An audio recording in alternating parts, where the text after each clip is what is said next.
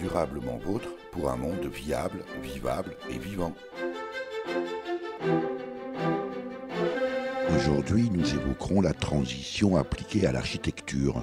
Nous sommes à l'École nationale supérieure d'architecture de Nancy, où du 5 au 9 novembre 2018, les élèves en deuxième année participaient à la semaine architecture transition écologique avec l'un des enseignants encadrants, architecte urbaniste. Durablement vôtre, à réécouter sur durablementvôtre.fr.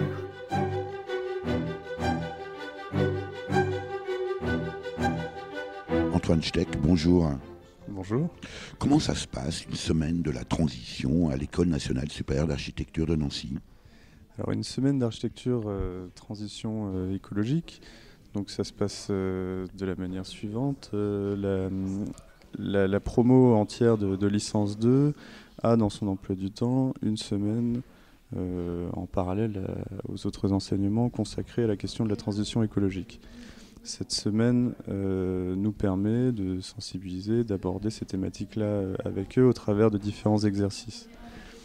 En fait, chaque étudiant se regroupe par groupe de 4 ou 5 auxquels on affecte un échantillon de territoire. Un échantillon de territoire du Grand Nancy, ça peut être aussi bien un lotissement des années 50 que la déchetterie de Nancy, une zone d'activité, c'est un peu à la fois des zones spécifiques à la ville de Nancy, mais aussi des archétypes urbains que l'on peut retrouver un peu dans toutes les villes sur le territoire français.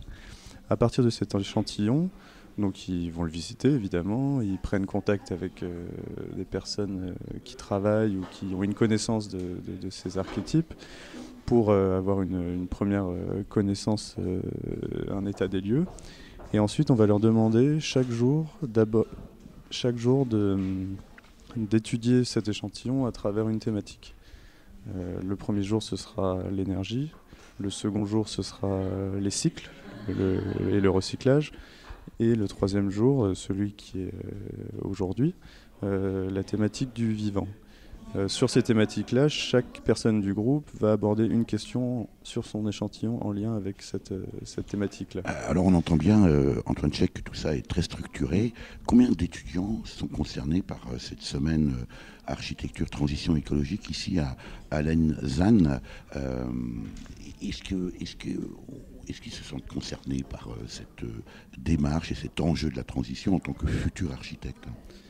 Alors en tant que... Donc, les étudiants de licence 2 sont au nombre de 118, ce qui constitue déjà un bon groupe. C'est un vrai groupe, et puis c'est un peu une ruche aujourd'hui là, dans cet atelier. Une ruche, tout le monde... après, c'est un peu le modèle des écoles d'architecture, tout le monde travaille par groupe, dans des grands ateliers, il y a une certaine liberté aussi de la parole, de circulation, on n'est pas en classe à écouter le maître qui explique, on compte sur leur autonomie et leur engagement dans leur travail. Alors sur la question de la transition écologique, nous pensons, enseignants, que la question de la transition écologique est un élément fort dont la profession d'architecte doit évidemment se saisir. On n'est plus dans un effet de mode qui pourrait passer dans 4-5 ans comme il aurait pu y en avoir d'autres. C'est une question, on en parlait il y a 30 ans, on en parlera encore dans 30 ans, donc il est pour nous essentiel de, à minima, sensibiliser les étudiants sur cette question-là. Après, la façon dont les étudiants s'en saisissent, c'est finalement assez divers. Pour certains, c'est une découverte. Pas une découverte au sens du mot, parce que ça, on en entend parler suffisamment, mais une découverte en sens de ce que c'est que la transition écologique, quels aspects peuvent en être liés. Pour d'autres, c'est quelque part insuffisant parce qu'ils ont déjà une sensibilité très accrue sur ces questions-là et sont demandeurs, même dans leur enseignement de projet, dans tous leurs enseignements à l'école d'architecture, que cette question imprègne quelque part toute leur démarche. Et pour d'autres, c'est une prise d'information. Finalement, les parcours à l'école d'architecture sont un peu les mêmes que partout. En même temps, on aurait pu s'attendre à ce que de futurs architectes, ils sont là en deuxième année, donc ils ont 19-20 ans, s'emparent complètement de cet enjeu de la transition. Antoine Steck, combien sont-ils en pourcentage qui se sentent portés, vraiment concernés et ça veut dire que les autres étudiantes et étudiants prennent ça un peu comme un cours obligatoire? Alors c'est un peu tôt pour le dire, dans le sens où évidemment chaque groupe que nous suivons est concerné par l'exercice. Après, mesurer l'engagement citoyen, l'engagement personnel à la question est un peu plus délicat à mesurer, et je pense que la restitution de demain après-midi permettra d'avoir une vision un peu plus claire et peut-être d'engendrer des débats plus riches. Effectivement, on peut aussi imaginer que vous disiez tout à l'heure, Antoine Steck, que ça peut être une découverte pour certains d'entre eux, on peut l'espérer. Précisément, cette restitution au bout d'une semaine, comment ça va se passer? Alors la restitution, donc demain, après avoir travaillé chacun sur leur échantillon selon une thématique précise, chaque groupe va faire un exercice de synthèse demain matin pour essayer d'identifier sur chaque échantillon de territoire quels sont les freins à la transition, 5 freins à la transition écologique et 5 avantages à la transition écologique présents. À partir de là, à partir de ces 5 freins, ils vont les mettre en forme et nous les présenter devant un jury constitué de 2 enseignants et un journaliste, Pierre Christophe. Et chaque groupe, ils sont 25 groupes, donc ça va quand même relativement du temps. Ça va prendre du temps et ça va aller relativement vite par groupe. Mais ça permettra quelque part d'assembler et de synthétiser tout le travail réalisé dans la semaine et à la fin de la restitution d'avoir une vision un peu globale du territoire à travers tous les archétypes qu'on leur a demandé. Est-ce qu'on peut imaginer, Antoine Steck, que je sais pas, les élus, par exemple la communauté d'agglomération de Nancy, soient intéressés par ce travail de diagnostic que vous faites? Est-ce qu'on peut imaginer qu'il y ait un prolongement avec une opérationnalité de tout ce travail d'une semaine réalisé ici par les étudiants à l'École nationale supérieure d'architecture de Nancy?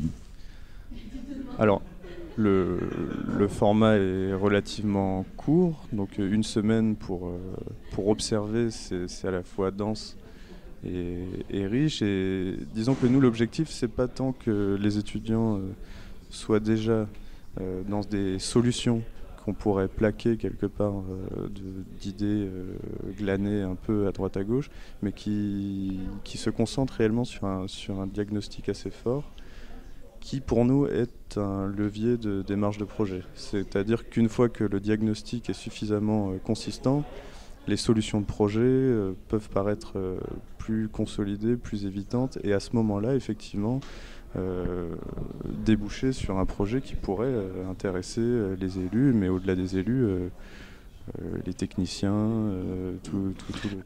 Alors là, on parle bien sûr des étudiants, mais est-ce que, Antoine Steck, les enseignants au sein même de l'école ici d'architecture de Nancy sont eux-mêmes engagés et concernés par la transition? Est-ce qu'il y a une cohérence pédagogique? Est-ce que les étudiants, est-ce qu'il peut arriver que les étudiants aient des enseignements qu'on peut qualifier de contradictoires? Est-ce que aujourd'hui les enjeux de la transition font totalement partie de l'esprit d'une école d'architecture? Alors je pense que oui. Après, chaque enseignant et chaque domaine a sa façon, sa manière et son expertise par rapport à la question. La transition écologique est somme toute très, très globale. Donc entre un cours de construction, un cours d'urbanisme, on n'aborde pas forcément la question sous le même angle. Je pense que le corps enseignant, globalement, est assez convaincu de la nécessité, en tout cas, de cette question-là. La transmission, elle pourrait être davantage davantage étayé, à la fois par des outils pédagogiques, par une sensibilisation peut-être plus forte, mais ça c'est quelque part année après année en observant comment la question... Alors on imagine quand même que cette semaine architecture transition écologique aura des effets sur... va impacter en tout cas les étudiants dans leur futur métier. Il y a également tous les jours, Antoine Schleck, une revue de presse. Oui, alors on leur demande tous les jours, on demande à ce que chaque groupe détache entre guillemets un membre de leur groupe chaque jour pour rejoindre la revue de presse, donc constituée de 25 membres pour parcourir les journaux nationaux et les journaux locaux afin d'identifier quels sont les grands sujets du moment en lien avec la transition écologique. Qui avec l'augmentation du prix du carburant, etc., suscite ensuite des débats internes. Alors on a parlé des étudiants et de ces ateliers. Sans les déranger dans leur travail, Antoine Schleck, on peut aller à leur rencontre ? Ah ben, tout à fait, ils sont invités dans leur atelier à échanger entre eux avec l'extérieur. Ils seront ravis, je pense, de vous accueillir.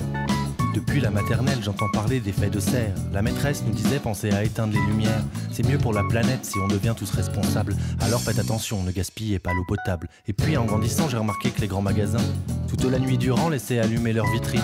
C'est peut-être que leurs gérants ne sont pas éco-citoyens, ou bien qu'ils sont sûrement en overdose de caféine.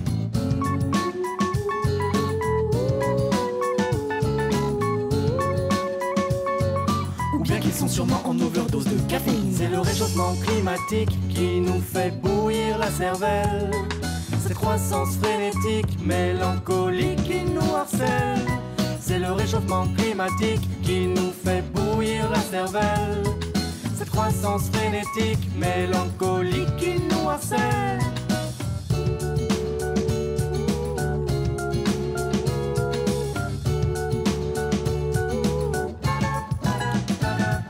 Sur les bancs du lycée, on a parlé de la croissance. Mon prof d'éco disait le chômage est une évidence. Pour être compétitif, rien ne vaut quelques licenciements. Tu sais, le capitaliste fait pas dans les bons sentiments.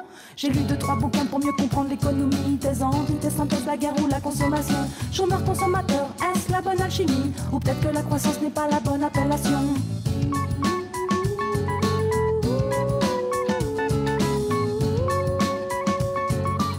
Que la croissance n'est pas la bonne appellation. C'est le réchauffement climatique qui nous fait bouillir la cervelle. Cette croissance frénétique, mélancolique qui nous harcèle. C'est le réchauffement climatique qui nous fait bouillir la cervelle. Cette croissance frénétique, mélancolique qui nous harcèle.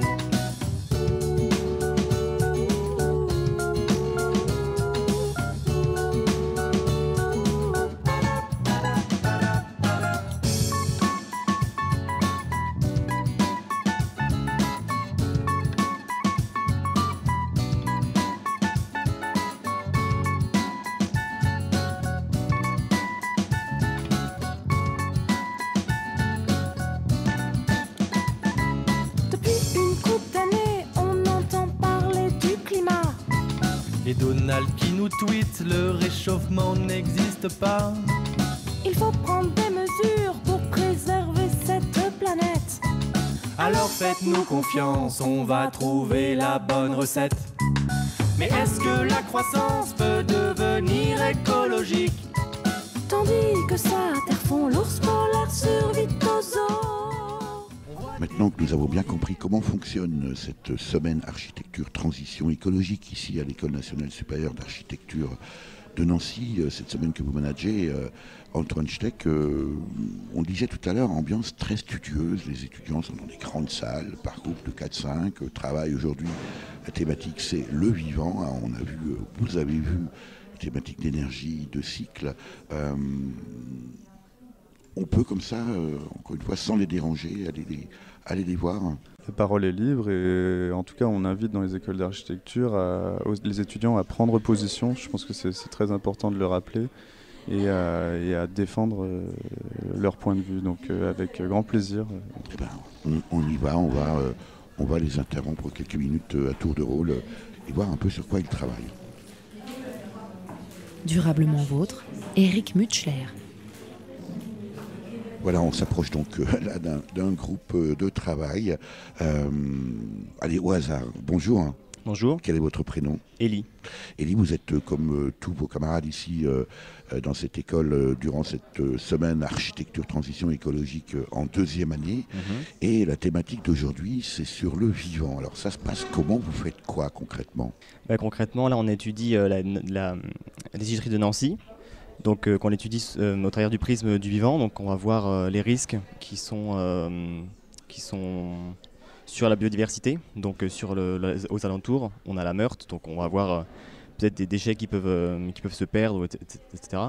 Et aussi des risques sur l'humain. Donc on va avoir peut-être des nuisances sonores, des nuisances lumineuses, etc. Ce genre de choses. Et vous avez également pris connaissance des différents enjeux sur le terrain? Oui, on a fait une visite sur place en début de semaine. Et donc on a posé plein de questions sur les 3 thèmes de la semaine. Donc voilà, on arrive avec un bagage déjà. C'est une immersion. Alors vous destinez bien sûr à être architecte. Élie, est-ce que c'est pour vous une découverte de travailler sur le vivant, la biodiversité, ou est-ce que là c'est quelque chose qui vient simplement conforter ce que vous saviez déjà avant? Ça conforte un peu parce que je suis très sensible à ce genre de problématiques. Je trouve que c'est primordial pour un architecte et du coup, voilà, ça donne des éléments de complément. Ça donne des compléments. Et est-ce que cette sensibilité, elle est présente chez tous vos camarades ici de promotion, ou est-ce que vous êtes un peu un cas particulier dans ce groupe à travailler avec enthousiasme sur cette dimension du vivant? Non, je pense pas être un cas particulier. Je pense qu'on est quand même pas mal à avoir ce genre de préoccupations.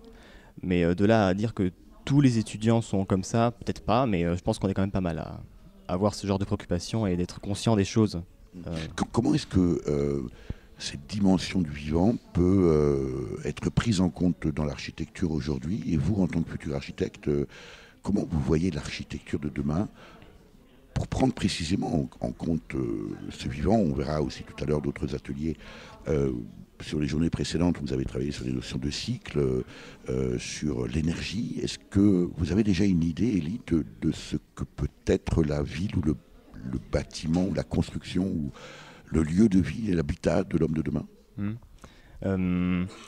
Par exemple, là on est en train de voir les risques d'une déchetterie et du coup on peut voir la déchetterie de demain faire en sorte qu'elle endigue ce genre de risque et qu'il n'y ait pas du tout d'échappement de déchets dans la nature, par exemple. Il n'existe plus la déchetterie, tout simplement parce qu'il n'y a plus de déchets. Je pense que ça peut être une solution de tout recycler, que la déchetterie qu'il y ait moins de déchets, etc. Je pense que ça peut être aussi un élément de réponse. Est-ce qu'en intégrant l'École nationale supérieure d'architecture de Nancy, vous vous attendiez à des ateliers comme cela et parler du vivant et de biodiversité? Parce qu'on peut être, évidemment, ça peut surprendre de s'apercevoir qu'on parle de biodiversité dans une école d'architecture. Est-ce que vous vous attendiez à ce type de démarche en intégrant cette école? Oui, tout à fait. Effectivement, quand j'ai choisi cette école d'architecture, c'est aussi quelque chose que j'avais pris en compte. Et du coup, oui, je m'attendais à ce genre de choses et je l'espérais. Et du coup, ça fait du bien qu'il y ait ce genre d'initiative de l'école. Comment vous voyez, vous êtes en 2e année, comment vous voyez votre futur? Déjà des projets personnels, des domaines d'intervention personnels, Élie?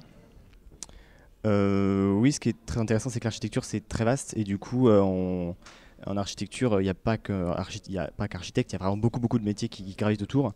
Et par exemple, personnellement, ce qui m'intéresse, c'est le design. Et le design aussi, c'est ça a pour grand enjeu le recyclage, l'utilisation de déchets, de peu de déchets, de matières naturelles, etc. La ville de demain, le lieu de vie, la maison de demain, Élie, pour vous, elle a quelle allure? Elle se présente sous quelle forme? Sous une forme qui respecte l'environnement dans lequel elle se trouve et qui intègre un espèce d'écosystème. Je pense qu'il y a possibilité d'intégrer par exemple une filtration naturelle via le bambou par exemple, ce qui est vraiment une bonne chose. Et elle va apparaître dans combien de temps, cette ville de demain? Le plus tôt possible, j'espère. Écoutez, on compte sur vous. Merci, Élie. On va continuer à se promener entre les groupes, ici, durant cette semaine architecture, transition écologique à l'École nationale supérieure d'architecture de Nancy. Ambiance très studieuse. Alors, on a parlé du vivant, parce que c'est le thème d'aujourd'hui. Mais les thèmes précédents, eh bien, c'était les cycles et l'énergie. Durablement vôtre, Éric Mutschler. On va changer de groupe, puisque chaque groupe travaille sur des fragments de territoire de Nancy, à l'occasion de cette semaine architecture transition écologique à l'École nationale supérieure d'architecture de Nancy. On va changer de groupe. Tiens, celui-là, bonjour. Bonjour. Quel est votre prénom ? Pauline. Pauline, vous êtes vous aussi en 2e année, et vous travaillez sur quel territoire en particulier ? Alors nous, on travaille sur l'aéroport Nancy-Essay. Vaste sujet là pour le coup. Aujourd'hui la thématique c'est le vivant, mais hier la thématique portait sur la notion de cycle. Ça veut dire quoi ? C'est ça, les cycles c'est une sorte de renouvellement d'action et, voilà, dans un système pyramidal plus ou moins. Voilà, donc nous c'était plutôt au niveau des déchets du coup et du renouvellement du bâti de l'aéroport parce qu'il faut que ça se renouvelle, que ce soit aux normes, que ce soit sécurisé. Voilà. Et donc c'est une approche qui se met en lien avec la transition. Même question que pour Élie tout à l'heure, comment vous avez procédé ? On vous apporte cette thématique-là, les cycles, la notion de cycle sur un territoire comme l'aéroport de Nancy. Vous en faites quoi ? Comment vous procédez, Pauline ? Alors on a déjà fait une visite sur le site pour mieux comprendre de quoi il s'agissait, parce qu'un aéroport, voilà, tout le monde y va, mais on ne sait pas forcément ce qui se cache derrière. Et après, voilà, on a appris qu'ils triaient les différentes huiles, notamment les essences, les choses comme ça, les différents déchets, pour pas que ça pollue, pour voilà, que ce soit assez sécurisé, pour que les employés ne risquent pas de maladies ou d'infections. À vous écouter, on a l'impression que tout va bien dans le meilleur des mondes. Ah non, non, quand même, il y a des difficultés parce que les moyens financiers ne sont pas énormes pour un petit aéroport comme celui qu'on a étudié. Donc ils font à leurs échelles avec des bennes, en essayant de trier les déchets, etc. Vous êtes amené à la fin de cette semaine à faire un diagnostic. On ne vous demande pas forcément des projections. Alors, c'est peut-être un peu tôt déjà pour tirer des conclusions. Néanmoins, cette journée cycle est déjà passée. Quel est votre diagnostic, par exemple, sur l'aéroport de Nancy au regard de cette notion de cycle, Pauline ? Je pense qu'il y aurait beaucoup d'améliorations à faire, mais c'est pareil, toujours le moyen financier qui pêche. Notamment... Moyen financier ou les choix politiques, au sens large du terme ? Un mélange des deux. Parce que oui, c'est l'entretien des bâtiments qui demande quand même beaucoup à faire. Et notamment aussi le tri des déchets qui est coûteux et qui n'est pas forcément une priorité pour l'aéroport. Et j'imagine que vous avez rencontré la direction, les cadres de l'aéroport. Comment vous les avez ressentis par rapport à cet enjeu de la transition dont finalement tout le monde parle ? Puis on s'aperçoit qu'il ne se passe quand même pas grand-chose. Alors on a rencontré 2 employés parce que la direction n'était pas disponible. Mais c'est vrai que la transition écologique, ça leur parle pas beaucoup. Et voilà, un employé nous a dit que le seul tri qu'il faisait, c'était chez lui, ses poubelles. Mais au boulot, non, tout est dans la même poubelle. Et voilà, ils font pas... Et vous, en tant qu'étudiante, vous êtes en 2e année, Pauline, ça vous parle, la transition ? Et si oui, ça vous dit quoi ? On essaye, oui, à notre échelle, mais d'utiliser rien que les bus. On est étudiant, donc voilà. Et oui, trier les déchets, des choses comme ça. En même temps, c'est la moindre des choses aujourd'hui. Est-ce que ces ateliers, cette semaine architecture transition écologique à l'École nationale supérieure d'architecture de Nancy, Pauline, ça vous a ouvert les yeux, ça vous apporte des choses ? Est-ce qu'il y a de la créativité ? Est-ce qu'il y a de l'inventivité pour le monde de demain ? Je pense que oui, ça nous donne plein d'idées, notamment nous pour l'aéroport, comment on pourrait améliorer rien qu'à petites échelles sans faire d'énormes dépenses ou d'énormes changements. Ça ouvre des idées, la mise en place de poubelles, de toits végétalisés, de choses toutes simples. Nous dit-on aussi moins prendre l'avion pour... Oui, pour voyager. Pour voyager, vous en pensez quoi ? C'est une bonne idée pour notamment les petites distances. Paris-Nancy, ça peut se faire en bus, ça peut se faire en train. C'est pas obligé de prendre l'avion pour C'est faire ça. Nancy-Metz ou Nancy-Paris. Vous avez déjà une idée, Pauline, de votre avenir? Vous êtes en deuxième année, donc voilà, diplômée bientôt. Est-ce que c'est une dimension, la transition, les enjeux écologiques qui vont prendre de la place dans votre métier futur? Je pense que oui, on en parle de plus en plus et ça va être important d'y faire bien attention vu la dégradation de l'environnement actuel. Vous avez une sensibilité naturelle ou c'est une découverte pour vous à travers cette semaine dédiée précisément à la transition, Pauline? Je savais qu'il fallait déjà faire attention, mais c'est vrai qu'avec cette semaine, on apprend plus en détail des choses auxquelles on n'aurait pas pensé. On va vous laisser travailler et puis on va continuer à découvrir cette semaine architecture transition écologique ici à l'École nationale supérieure d'architecture de Nancy. Merci Pauline. Merci à vous.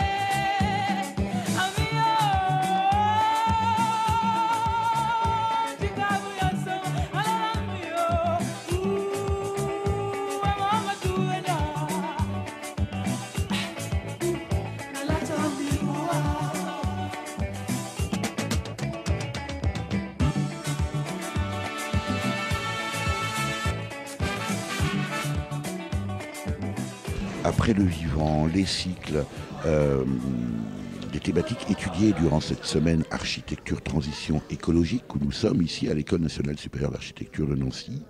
La première thématique portait sur l'énergie. C'était il y a 3 jours.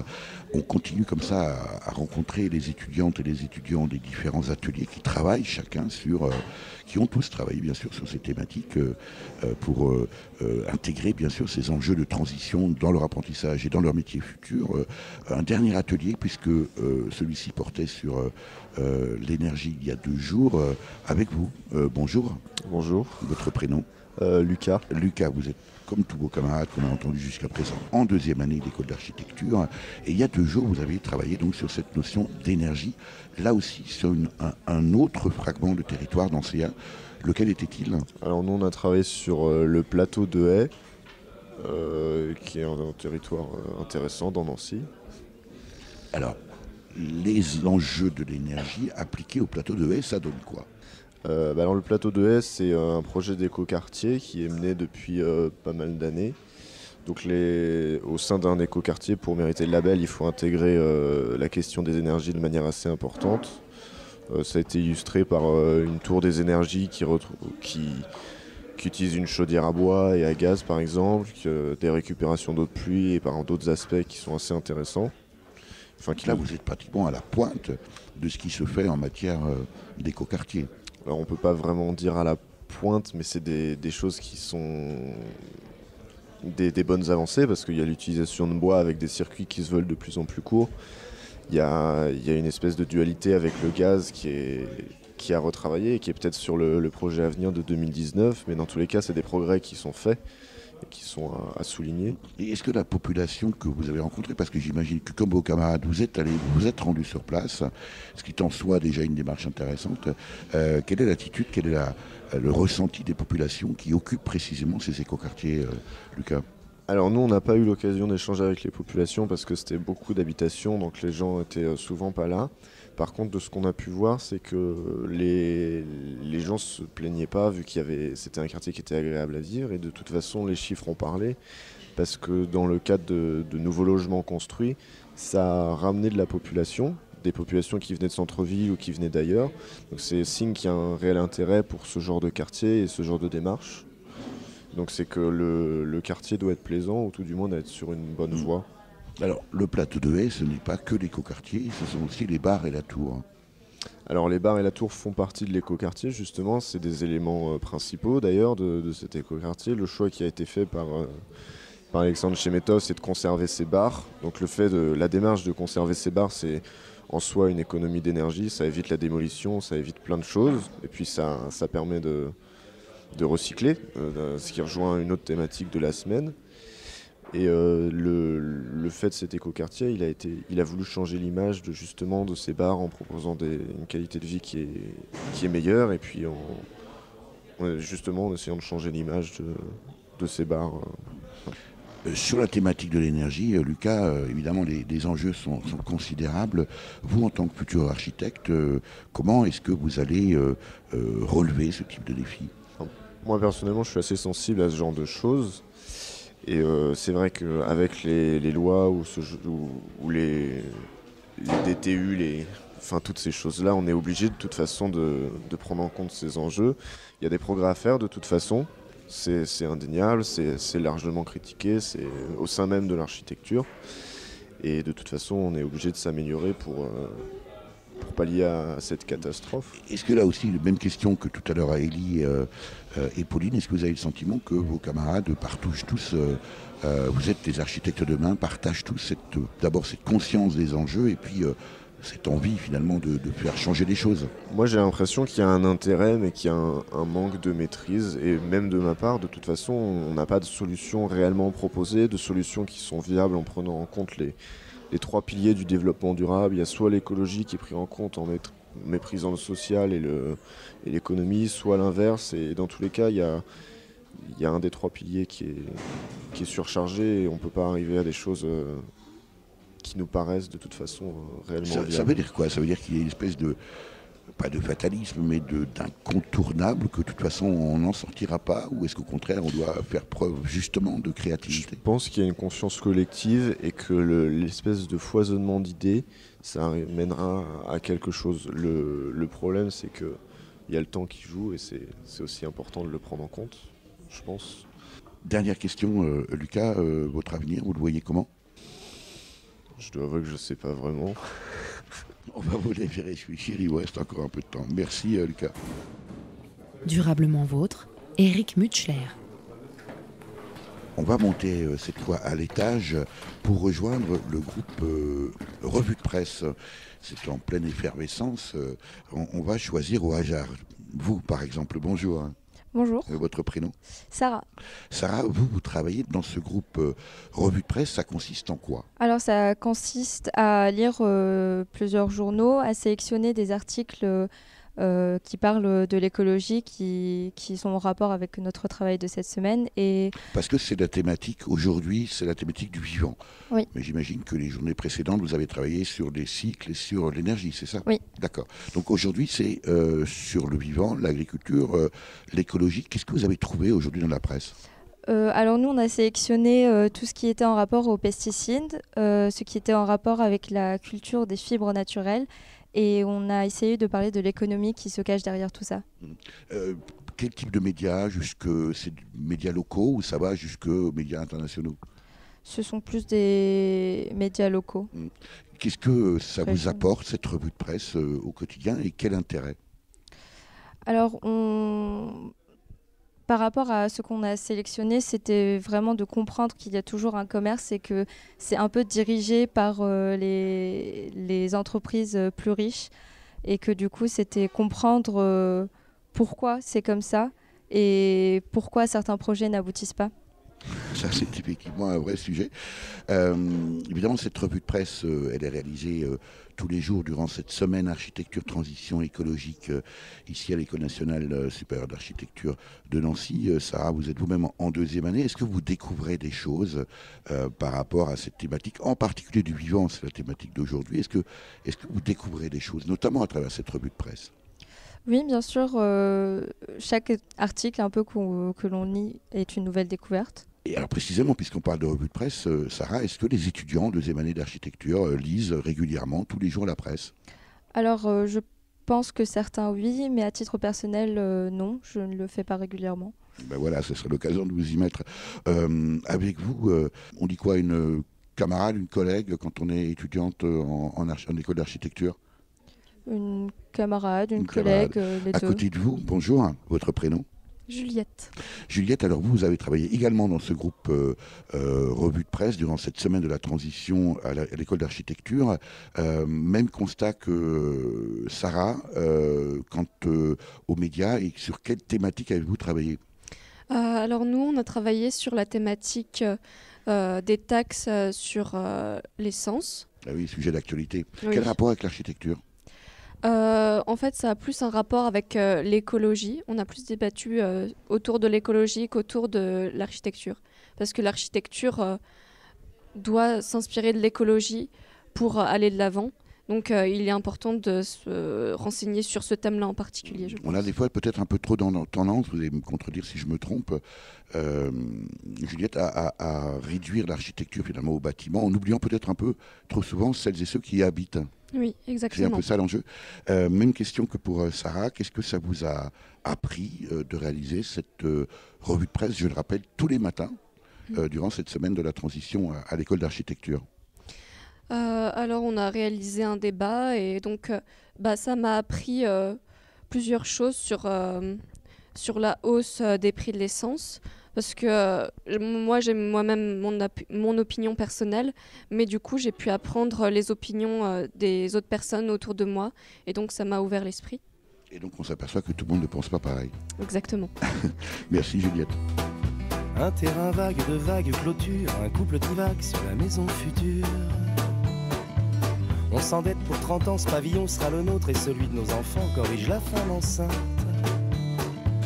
Les travaux sont finis, du moins le gros œuf, ça sent le plâtre et l'enduit et la poussière toute neuve. Le plâtre et l'enduit et la poussière toute neuve. Les ampoules à nu pendent des murs du plafond, le bébé est né, il joue dans le salon. On ajoute à l'étage une chambre de plus, un petit frère est prévu pour l'automne. Dans le jardin, les arbres aussi grandissent, on pourra y faire un jour une cabane. On pourra y faire un jour une cabane. Les enfants ont poussé, ils sont 3 maintenant, on remplit sans se douter le grenier doucement. Le grand habite le garage pour être indépendant, la cabane, c'est dommage, est à l'abandon. Monsieur rêverait de creuser une cave à vin, madame préférerait une deuxième salle de bain. Ce sera une deuxième salle de bain. Les enfants vont et viennent chargés de linge sale, ça devient un hôtel, la maison familiale. On a fait un bureau dans la petite pièce d'en haut et des chambres d'amis, les enfants sont partis. Ils ont quitté le nid sans le savoir vraiment, petit à petit, et vêtement par vêtement, petit à petit, et vêtement par vêtement. Ils Ils habitent à Paris des apparts sans espace, alors qu'ici, il y a trop de place. On va poser, tu sais, des stores électriques, c'est un peu laid, c'est vrai, mais c'est plus pratique. La maison somnole comme un chat fatigué, dans son ventre ronronne la machine à laver. Dans son ventre ronronne la machine à laver. Les petits enfants espérés apparaissent dans le frigo, on remet des glaces. La cabane du jardin trouve une deuxième jeunesse, c'est le consulat que rouvrent les gosses. Le grenier sans bataille livre ses trésors, ses panoplies de cow-boys aux petits ambassadeurs qui colonisent pour la dernière fois la modeste terre promise, 4 mules et un toit. Antoine Steck, vous êtes architecte urbaniste, enseignant ici à l'École nationale supérieure d'architecture de Nancy. Quelles sont vos propres motivations? Qu'est-ce qui vous a motivé à faire ce métier à la fois d'architecte urbaniste mais aussi d'enseignant?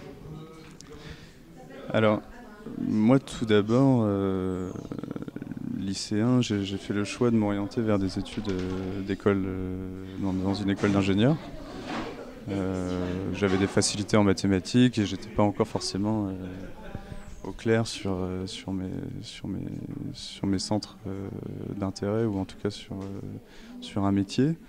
Et petit à petit, à travers mes études d'ingénieur, j'ai découvert la ville déjà en voyageant, en la parcourant, en étudiant à l'étranger. J'ai découvert aussi l'architecture à travers un stage au CAUE du Bas-Rhin, donc le Conseil d'architecture, d'urbanisme et d'environnement, où j'ai vraiment découvert une dimension humaine, sociale, environnementale, à l'impact de l'activité humaine sur la ville et les territoires. Et assez naturellement, à la fin de mes études d'ingénieur, j'ai toqué à la porte des écoles d'architecture pour compléter mon cursus, car j'avais besoin quelque part de toutes ces connaissances, d'enrichir mes connaissances sur la ville et sur notre environnement du quotidien quelque part. Et alors, vous êtes aujourd'hui responsable de cette semaine, co-responsable en tout cas de cette semaine architecture transition écologique ici à l'ENSAN. Antoine Steck, ça aussi c'est une motivation personnelle, et si oui, quelle en est l'origine? Alors l'origine, c'est un format qui existe depuis maintenant 4-5 ans.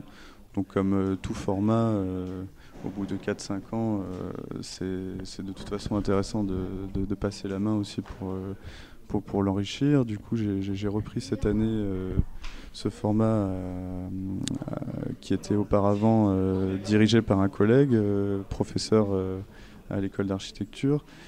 Et je m'en suis saisi parce que je pense que dans ma pratique d'architecte aujourd'hui et dans les enjeux que ça représente, je voulais être au plus près de la question, auprès des étudiants pour les accompagner, et puis pour me rendre compte aussi, moi en tant que praticien et enseignant, d'un état des lieux de la question. Et alors votre propre diagnostic sur la question justement? Mon propre diagnostic, c'est qu'il reste du travail à faire. Mais quelque part, on est là pour ça aussi. Et c'est pour ça que je suis enseignant et c'est pour ça que je suis praticien. Et que quelque part, le pessimisme ou le défaitisme qui peut parfois régner peut être un moteur dans nos parcours professionnels. Est-ce que l'éco-architecte, Antoine Steck, est l'architecte de demain? L'éco-architecte, je ne sais pas ce que l'éco-architecte veut dire en tant que tel, mais en tout cas, un architecte de demain ne peut plus ignorer ces questions-là. Et avant même, dans son propre intérêt, d'être dépassé par la question, tout un chacun devrait se saisir réellement des enjeux qui sont liés. Merci Antoine Steck. Merci à vous. L'invité de Durablement Vôtre, coup de gueule ou coup de cœur?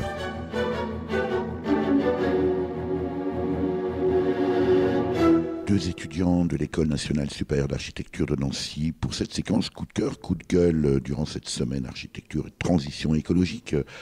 Il y a eu toute cette semaine dans cette école. On va commencer avec vous, Andrea, bonjour. Bonjour.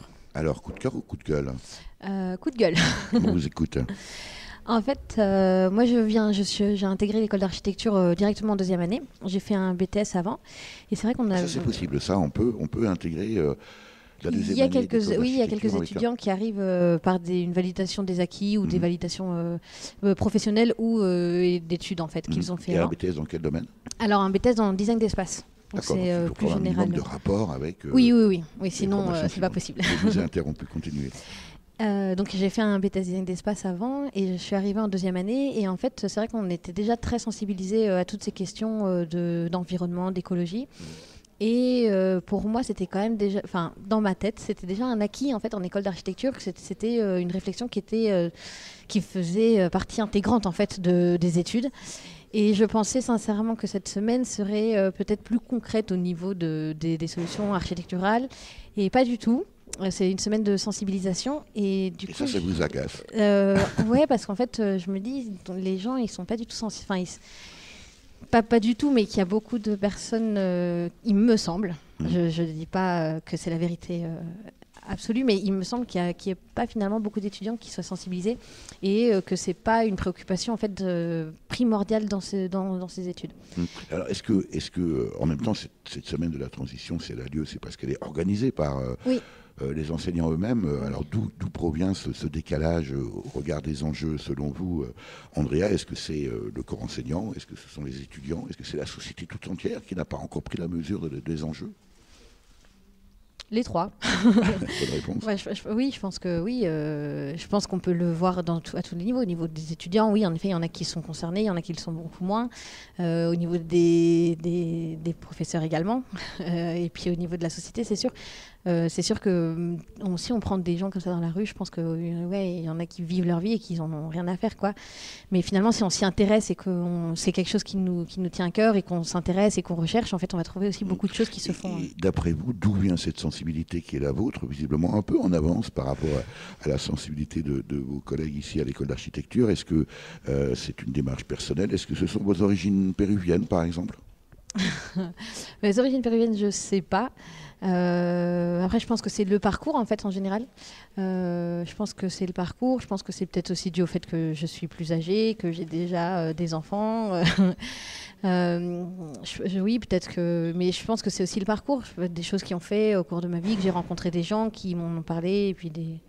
Voilà. Alors, est-ce que précisément vous profitez de ce statut de mère de famille étudiante, Andrea, pour engager le discours, engager le dialogue, engager les débats avec vos camarades ici, étudiants plus jeunes que vous? Est-ce que vous en profitez pour créer ce débat?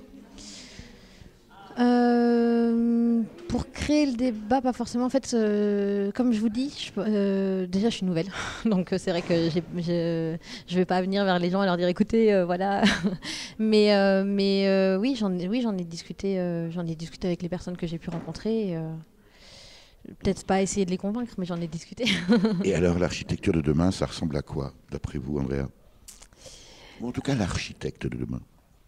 L'architecte de demain, c'est, j'espère, une personne qui prendra en compte le bien-être des personnes, de l'environnement, de la biodiversité, tout ça. J'espère. Alors, vous étiez deux pour cette séquence coup de cœur, coup de gueule. On va passer la parole à Anouar. Bonjour. Bonjour. Anouar, vous, même question, coup de cœur ou coup de gueule? Coup de gueule. Ah bah allons-y, c'est la semaine du coup de gueule.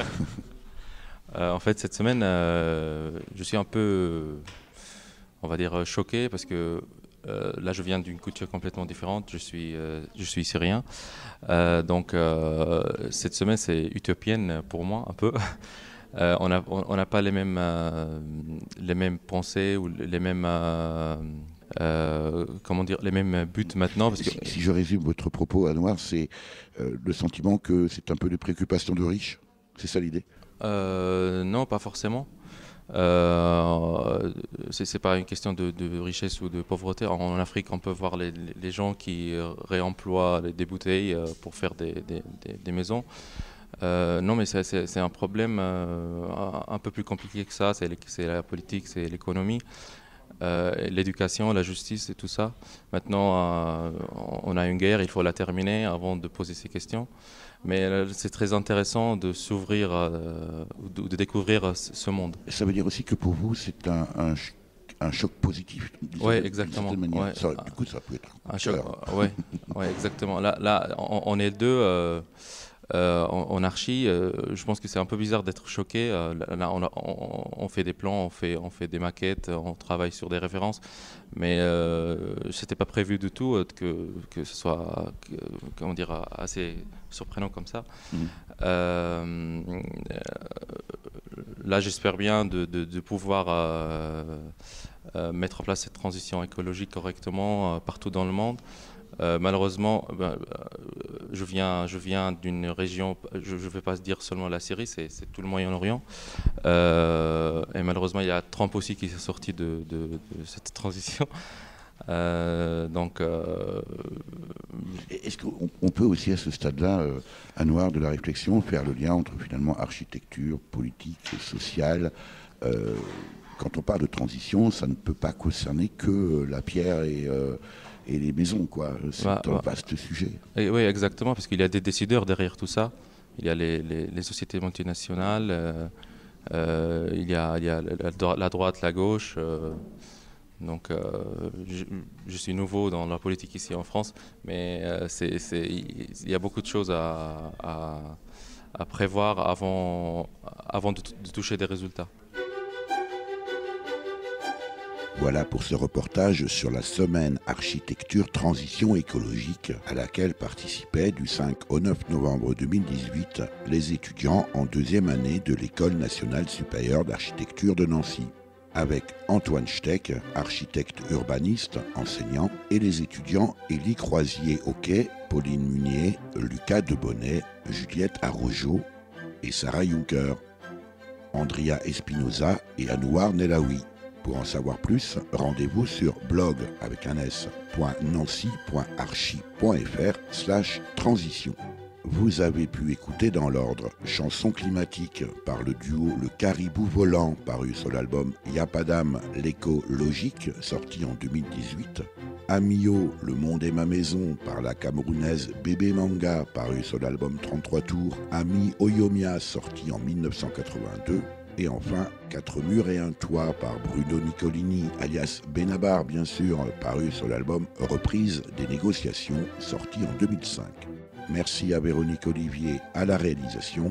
Vous pouvez réécouter cette émission de la semaine qui suit sa première diffusion sur le site www.durablementvôtre.fr.